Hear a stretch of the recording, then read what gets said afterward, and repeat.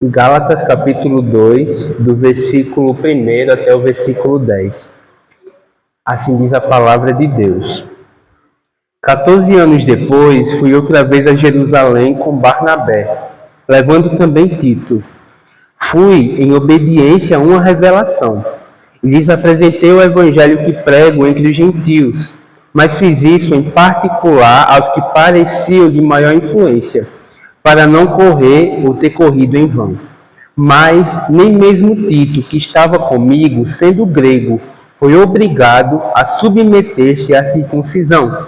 E isto surgiu por causa dos falsos irmãos que se haviam infiltrado para espreitar a liberdade que temos em Cristo Jesus e nos reduzir à escravidão. A esses não nos submetemos por um instante sequer, para que a verdade do Evangelho permanecesse entre vocês. E, quanto àqueles que pareciam ser alguma coisa, o que eles foram no passado, não me interessa. Deus não aceita a aparência do homem. Esses, digo, que pareciam ser de maior influência, nada me acrescentaram. Pelo contrário, quando viram que me havia sido confiado o evangelho da incircuncisão, assim como a Pedro foi confiado o evangelho da circuncisão, pois aquele que operou eficazmente em Pedro para o apostolado da circuncisão, também operou eficazmente em mim para com os gentios. E, quando reconheceram a graça que me foi dada, Tiago, Cefas e João, que eram reputados colunas, estenderam a mim e a Barnabé a mão direita da comunhão, a fim de que nós fôssemos para os gentios e eles fossem para a circuncisão. Somente recomendaram que nos lembrássemos dos pobres, o que também me esforcei por fazer. Senhor, pedimos humildemente que o Teu Espírito edifique as nossas vidas através do texto sagrado. Em nome de Jesus. Amém. Irmãos, vocês muito provavelmente já tiveram a oportunidade de assistir ao primeiro filme do Alto da Compadecida. Eu estou certo? Vocês, logicamente, depois de terem assistido o filme, devem se lembrar de um dos seus principais personagens, um dos protagonistas daquele filme, de nome Chicó. Chicó era um sujeito que tinha algumas histórias, digamos assim, no mínimo questionáveis. E isso porque Chicó contava suas histórias e, quando questionado a respeito das mesmas, ele respondia da seguinte maneira: eu não sei como isso aconteceu, eu só sei que foi assim. Então Chicó justificava as suas mirabolantes histórias com essa simples frase: eu não sei, só sei que foi assim. E possivelmente você já deve ter conhecido alguém muito parecido com Chicó. Alguém que tinha histórias muito curiosas, histórias extraordinárias e que, quando você apertava um pouquinho, perguntava com mais e pedia uma explicação com a riqueza maior de detalhes, aquela pessoa dizia algo desse tipo, né? Eu não sei, eu sei que foi assim. Irmãos, nesses casos, como você e como eu, podemos saber que um homem que viveu coisas extraordinárias e que confessa isso para a gente, realmente viveu aquilo que ele está falando? Como a gente pode tirar a prova de que aquele discurso é verídico, é verdadeiro? Como que a gente pode confiar na palavra de alguém? No texto de hoje, nós veremos que o apóstolo Paulo, ele usa o seu testemunho pessoal, a sua história de vida e a sua pregação como as principais provas de que ele, de fato, viveu experiências extraordinárias com Deus anteriormente. De que as histórias de Paulo não são comuns. São histórias vividas por homens e mulheres seletos. Mas que essas histórias não deixam de ser verdade.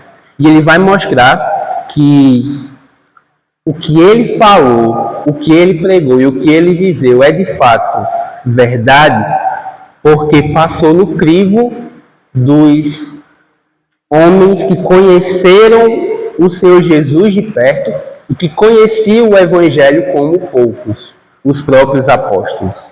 O nosso texto começa com Paulo relatando mais um importante momento do seu ministério. Nos versos 1 a 5 ele diz: 14 anos depois, fui outra vez a Jerusalém com Barnabé, levando também Tito. Fui em obediência a uma revelação e lhes apresentei o evangelho que prego entre os gentios, mas fiz isso em particular aos que pareciam de maior influência, para não correr ou ter corrido em vão. Mas nem mesmo Tito, que estava comigo sendo grego, foi obrigado a submeter-se à circuncisão. E isso surgiu por causa dos falsos irmãos que haviam se infiltrado para espreitar a liberdade que temos em Cristo Jesus e nos reduzir à escravidão. A esses não nos submetemos por um instante sequer, para que a verdade do Evangelho permanecesse entre vocês. Então, ao chegar em Jerusalém, Paulo pregou a sua mensagem aos irmãos do colégio apostólico. Ele pregou não só aos apóstolos, no sentido de individualmente a cada um, mas ele pregou aos 3 apóstolos principais, Pedro, João e Tiago.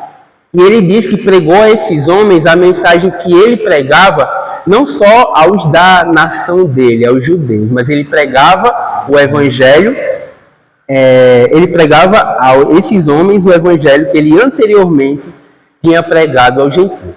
Então Paulo faz isso, não necessariamente porque ele precisava de alguma espécie de validação pessoal a respeito do que ele fazia, mas ele pregou a esses homens para que eles dessem alguma espécie de apoio ministerial para Paulo naquele momento.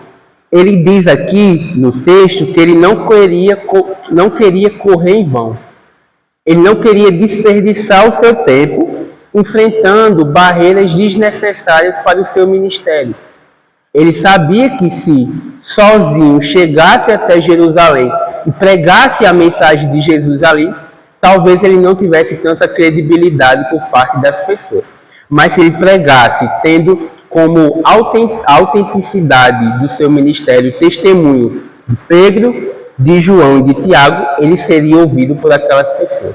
Então ele vai até aquele lugar e prega primeiramente esses homens, para que depois da aprovação deles, ele soubesse que a sua mensagem não seria desacreditada por ninguém. Paulo, então, queria mostrar que a sua pregação do Evangelho, ou seja, que Jesus Cristo é o único e suficiente Salvador dos homens, era uma pregação que estava em pé de igualdade, o que era condizente com a pregação dos outros apóstolos, inclusive. A ideia dele é mostrar que ele não estava pregando algo novo, algo diferente, mas o Evangelho puro e simples do Senhor Jesus Cristo. Isso é importante de ser mencionado porque os opositores de Paulo, que são chamados aqui de falsos irmãos, tentavam diminuí-lo, dizendo que o ministério dele não era igual aos demais apóstolos de Jesus. E a prova disso é que a mensagem dele era diferente. E aí Paulo mostra que na verdade não. Que na verdade a pregação dele era igual, era idêntica à dos demais apóstolos. Por quê? Porque a fonte da sua pregação era uma revelação que ele tinha recebido do Senhor Jesus, como a gente viu na semana passada. Ele não pregava algo que partia do seu coração, que vinha de fora para dentro. Ele pregava algo que ele tinha recebido diretamente dos céus, a mensagem de Deus. E falando do Evangelho que os apóstolos pregavam, Paulo mostra que a sua mensagem é de fato uma mensagem apostólica, uma mensagem divina, a usar como exemplo o seu procedimento no caso desse grego chamado Tito. No verso 13 ele diz: nem mesmo Tito, que estava comigo, sendo grego, foi obrigado a submeter-se à circuncisão. como que Paulo pregava era de fato o evangelho raiz, Tito não precisou ser circuncidado por ele, porque Paulo queria mostrar que a salvação não dependia da observação de nenhum mandamento. A mensagem que eu prego é essa, diz Paulo.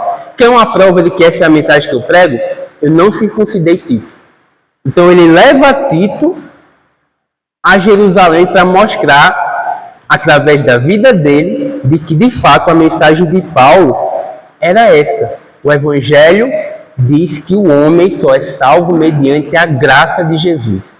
E pelo que Jesus fez na cruz, e não pelo que eu faço, eu posso ser redimido dos meus pecados. Então Tito é uma espécie de exemplo vivo do ministério de Paulo. É um exemplo vivo de que ele pregava a mensagem do nosso Salvador Jesus.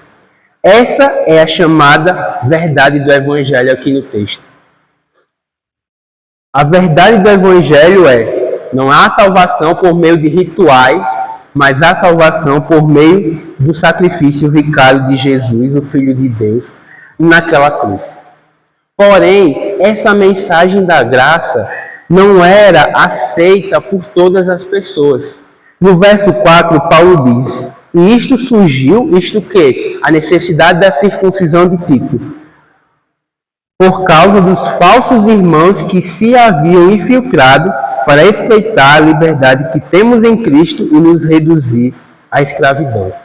Os judaizantes, que eram esse grupo de pessoas que tentavam acrescentar à obra de Jesus obras humanas, diziam que eram de fato cristãos, mas no fim das contas eles negavam a doutrina cristã mais essencial, a justificação somente pela fé. Se você abrir em Atos capítulo 15, nos versículos 1, você vê o problema que aquelas pessoas causaram no início da igreja cristã. Olha só comigo Atos capítulo 15, a partir do versículo 1. Lucas diz o seguinte: alguns indivíduos que foram da Judéia para Antioquia ensinavam aos irmãos: se vocês não forem circuncidados segundo o costume de Moisés, não podem ser salvos. Tendo surgido um conflito e grande discussão de Paulo e Barnabé com eles, foi resolvido que esses dois e mais alguns fossem a Jerusalém aos apóstolos e presbíteros para tratar dessas questões. Então, esses homens haviam se infiltrado lá na igreja daquela época e, se passando por crentes, eles estavam pregando uma mensagem oposta à mensagem anunciada anteriormente pelo Senhor Jesus. Eles diziam que eram cristãos, mas eles negavam a cruz do nosso Salvador. Quando a gente olha esses dois grupos diferentes, os apóstolos e os chamados aqui de falsos irmãos, a gente percebe que há uma grande diferença entre você ser um fã de Jesus e você ser um discípulo dele. O fã de Jesus é o que admira Jesus. O fã de Jesus é aquele que quer se parecer com Jesus. O fã de Jesus é o que olha para Jesus e o vê apenas como um bom exemplo, como um homem de ótima ética e ótima moral. Esses são personificados no nosso texto na visão dos falsos irmãos. Porém, o discípulo de Jesus vai muito mais além. O discípulo de Jesus olha para ele de fato com olhos de admiração. Mas o discípulo de Jesus crê no que Jesus falou sobre si mesmo. Em João 3, 14 e 15, Jesus fala: assim como Moisés levantou a serpente no deserto, assim também é necessário que o Filho do Homem seja levantado, para que todo que nele crê tenha a vida eterna. O discípulo de Jesus vê em Jesus a única porta de salvação.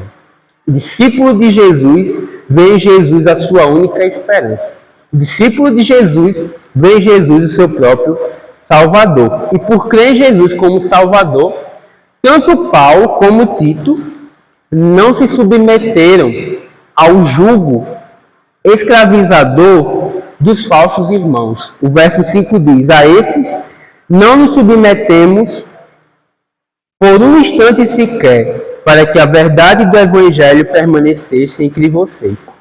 Irmãos, prestem atenção no que eu vou falar agora. Essa é uma aplicação extremamente importante para a vida de vocês e para a minha. Eu e você não devemos lealdade a pastores, a padres ou a quem quer que seja. Nós devemos lealdade a Jesus Cristo. A nossa submissão às autoridades da igreja tem uma única condição. Eles devem seguir estritamente e unicamente o Evangelho de Jesus. Eu e você devemos honrar e devemos nos submeter à autoridade da nossa liderança. Isso é bíblico. Mas desde que a nossa liderança esteja submetida, cativa à palavra de Deus. Esses homens queriam escravizar os cristãos da época de Paulo. Eles queriam submetê-los a um jugo que eles haviam enfrentado antes de nascerem de novo. Mas, como diz Gálatas capítulo 5, verso 1, foi para a liberdade que Cristo nos libertou. O ponto aqui é esse: o falso evangelho aprisiona as pessoas. A religião sem graça aprisiona as pessoas.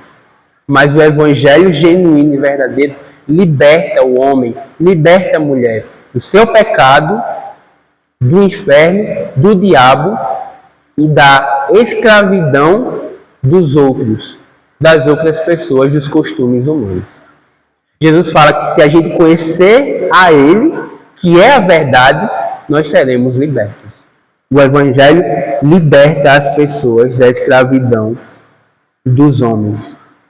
E a partir do verso 6 até o 9, o apóstolo Paulo vai dar o seu argumento final. Ele já usou Tito como exemplo para dizer que o evangelho dele é o mesmo dos apóstolos. Agora ele vai usar a sua pregação como o argumento final. Ele diz o seguinte: enquanto aqueles que pareciam ser alguma coisa, o que eles foram no passado não me interessa. Deus não aceita a aparência do homem. Esses digo que pareciam ser de maior influência, nada me acrescentaram. Pelo contrário, quando viram que me havia sido confiado o evangelho da incircuncisão, assim como a Pedro foi confiado o evangelho da circuncisão, pois aquele que operou eficazmente em Pedro para o apostolado da circuncisão também operou eficazmente em mim para com gentios. E quando reconheceram a graça que me foi dada a Tiago, Cefas e João, que eram reputados colunas, estenderam a mim e a Barnabé a mão direita da comunhão, a fim de que nós fôssemos para os gentios e eles fossem para a circuncisão. Com influentes aqui, com colunas aqui, Paulo está se referindo à liderança da igreja em Jerusalém. A Pedro, Tiago e João. A ideia é: se eles eram importantes aos olhos dos homens, isso não fazia muita diferença para o apóstolo Paulo, porque isso não faz nenhuma diferença para Deus. O cargo que o homem tem, inclusive na igreja, não desperta em Deus nenhum senso de surpresa ou de espanto. Deus não se impressiona com as obras de ninguém. Por isso Paulo diz: se eles são alguma coisa, tudo bem. Mas isso não o impressionava, porque isso não impressionava a Deus. Se é assim para o Senhor, é assim para Paulo também. E ele diz que esses homens não acrescentaram nada a ele, isso do ponto de vista do conteúdo. Porque Paulo também tinha recebido o Evangelho de Jesus por revelação. Então ele pregava a mensagem completa. A mensagem de Paulo não precisava de nenhum acréscimo por parte dos apóstolos. Isso quer dizer que a acusação maior contra Paulo estava errada, porque a pregação dele era exatamente igual à das colunas, a dos líderes da igreja em Jerusalém. Os apóstolos não só não refutaram a pregação de Paulo, o evangelho que ele anunciava, como também reconheceram, validaram a sua vocação como apóstolo. Eles não disseram que o evangelho que Paulo pregava estava errado, e eles ainda reconheceram que o mesmo Deus que operava por meio de Pedro, operava também por meio de Paulo. Então, a pregação e o ministério de Paulo receberam validação dos demais apóstolos. O mesmo ministério que Pedro tinha, Paulo tinha. O mesmo poder que operava no ministério de Pedro, operava no ministério de Paulo. Era o mesmo Senhor. Era Cristo agindo por meio desses homens. A única diferença, diz o texto, entre Paulo e Pedro aqui, é que foi designado para eles públicos diferentes. Um pregava para os circuncisos, outro pregava para os incircuncisos. Mas a mensagem e o poder eram os mesmos, em ambos os ministérios.